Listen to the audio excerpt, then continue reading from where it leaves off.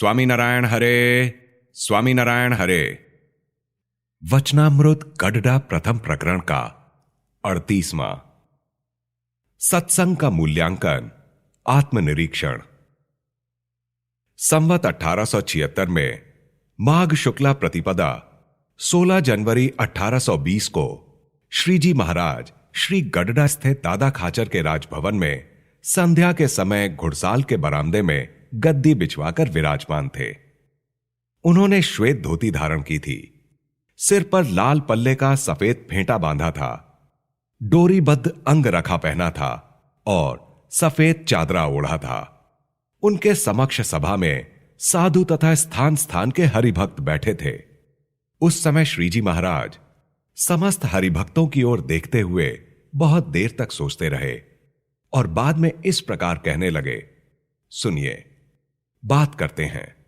जो सत्संगी हो, उसने जब से सत्संग में आना शुरू किया तब से लेकर आज तक अपने मन की जांच पड़ताल करनी चाहिए कि प्रथम वर्ष में मेरा मन ऐसा था और बाद में ऐसा था, तथा इतनी भगवान की वासना थी और इतनी जगत की वासना थी। इस प्रकार वर्षानुवर्ष सत्संग में अपनी स्थिति का लेखा जोखा करते रहना चाहिए और अपने मन में जगत की जितनी वासना शेष रह गई हो उसे थोड़ा थोड़ा करके निरंतर समाप्त करते रहना चाहिए। यदि वह इस प्रकार विचार नहीं करता है और वासनिक वृत्तियों को एकत्र करता रहता है तो उसकी वह वासना कभी नहीं मिटेगी। जैसे किसी बनिए के यहां कोई खाता खोला हो, उसका हिसाब यदि हर महीने नियमित रूप से चुका दिया जाए तो उसका हिसाब चुकाने में कठिनाई नहीं पड़ती, किंतु एक वर्ष का हिसाब इकट्ठा होने पर उसे चुकता करना बहुत कठिन हो जाता है। इस प्रकार निरंतर विचार करते रहना चाहिए और मन तो जगत की वासनाओं से परिपूरित ही रहता है। जिस प्रकार तिल फूलों की सुगंध से सुगंधित हो जाते हैं, उसी प्रकार भगवान के चरित्र का महिमा सहित नित्य स्मरण रूपी फूलों से मन को सुगंधित करना चाहिए और भगवान के चरित्र रूपी जाल में मन को जकड़ कर रखना चाहिए और मन में भगवान संबंधी संकल्प करते रहना चाहिए। एक संकल्प के बाद दूसरा और दूसरे के बाद तीसरा संकल्प करते रहना चाहिए। इस प्रकार मन को निवृत्त नहीं रहने देना चाहिए। इतना कहने के बाद श्रीजी महाराज ने भूत का दृष्टांत विस्तृत रूप से सुनाया। फिर श्रीजी महाराज बोले कि इस प्रकार भगवान के एक दिन के चरित्रों, वार्ता तथा दर्शन का स्मरण करने लगें तो उनका ही पार नहीं पाया जा सकता। तब जिसके सत्संग प्रवेश के 10-15 वर्ष लग चुके हैं, तब उनकी स्मृतियों का पार ही कैसे लग सकता है। और उन चरित्रों को इस प्रकार स्मरण करें कि इस गांव में इस प्रकार महाराज तथा परमहंसों की सभा हुई थी, इस तरह महाराज की पूजा हुई थी तथा इस प्रकार वार्ता हुई थी, इत्यादि जो भगवान के चरित्र हैं उनका बार बार स्मरण करना चाहिए। और जो अधिक ना समझ पाता हो उसके लिए तो ऐसा करना ही श्रेष्ठ उपाय है। इसके समान दूसरा कोई उपाय ही नहीं है। तब आप कहेंगे कि अन्न कुछ कम खाएं तथा अनेक उपवास करें। यह बात तो हम नहीं कहते। वह तो जिनके जो नियम बताए गए हैं उन्हें उसी के अनुसार सामान्य रूप से रहना चाहिए, परंतु जो करना है वह हमने यह जो बात आपसे की है वही है। और हम तो ऐसा मानते हैं कि मन निर्वासनिक होना चाहिए और कोई देह से चाहे जितनी प्रवृत्ति करे, किंतु यदि उसका मन शुद्ध है तो उसका अति अनिष्ट नहीं होता और संसार में तो प्रवृत्ति वाले का बुरा जैसा दिखाई पड़ता है। तथा जिसके मन में वासना हो और बाहर से वह अच्छी तरह निवृत्ति परायण आचरण करता हो तो संसार में वह अच्छा ही दिखाई देता है, परंतु उस जीव का अत्यंत अनिष्ट होता है, क्योंकि मरण के समय मन में जैसे संकल्प होते हैं वैसी ही स्मृतियां उमड़ने लगती हैं। जैसे भरत जी को अंतकाल में मृग शावक की याद आ गई, तब उनका दूसरा जन्म मृग के आकार में हुआ और उन्होंने पहले तो राज्य को छोड़ दिया था। ऋषभदेव भगवान उनके पिता थे, फिर भी ऐसा हुआ। इसलिए मन से निर्वासनिक रहना यही हमारा मत है। उपवास आदि से देह के दुर्बल होने पर मन कमजोर हो जाता है, यह बात तो ठीक है, परंतु जब देह पुष्ट हो जाए तब मन भी पुनः पुष्ट हो जाता है। अतः देह से विषयों का त्याग और मन से भी उनका त्याग दोनों एक साथ ही होने चाहिए। हमारे सत्संग में वही बड़ा है जिसके मन में भगवान के संकल्प होते हों और जगत के संकल्प ना होते हों, और यदि ऐसा ना हो तो वह छोटा है। गृहस्थ को भी ऊपर ऊपर से व्यवहार करना, परंतु मन से तो उसे भी त्यागी की भांति निर्वासनिक रहना चाहिए और भगवान का चिंतन करना चाहिए, और व्यवहार तो भगवान की आज्ञा के अनुसार रखना।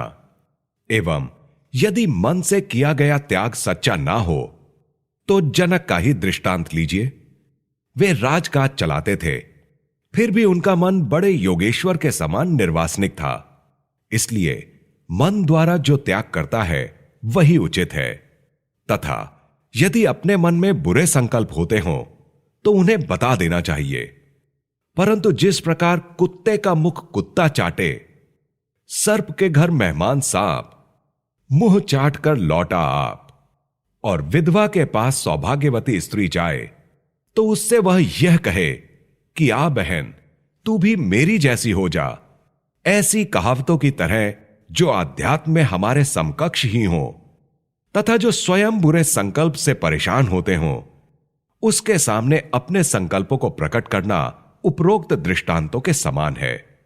इसलिए अपने बुरे संकल्प केवल उसी व्यक्ति के समक्ष प्रकट करने चाहिए जिसके मन में कभी जगत के असत संकल्प ना होते हों और जो स्वयं भीतर से बलिष्ठ हो।